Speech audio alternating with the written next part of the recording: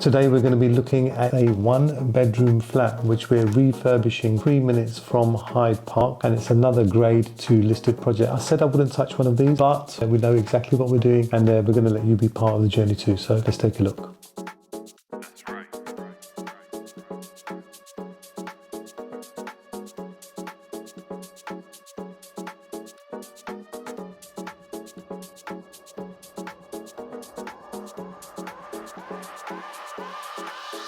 Prior to the refurbishment, we've had meetings with the client, made sure that planning was in place, spoken to the heritage and the local authority, and appointed building control, which was the local authority because it's a grade 2 listed building. So that's all in place. And we're now on to stage 2. We're remodeling this, and there's a floor plan which I'm going to show you. And the next stage is putting up some stud partitions to get the layout that we're now looking to work towards.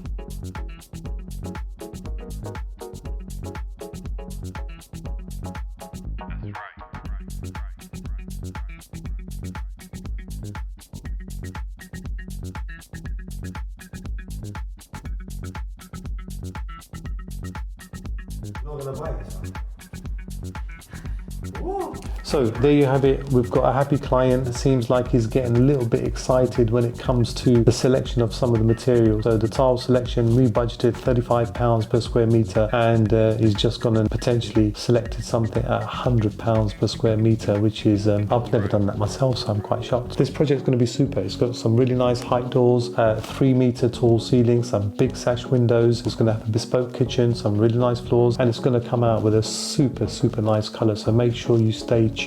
Give me some ideas in terms of what you think the hurdles may be with a grade 2 listed house. Put them into the comments below, and I'll make sure I try and reply, and I'll see you soon. Take care. Monty out.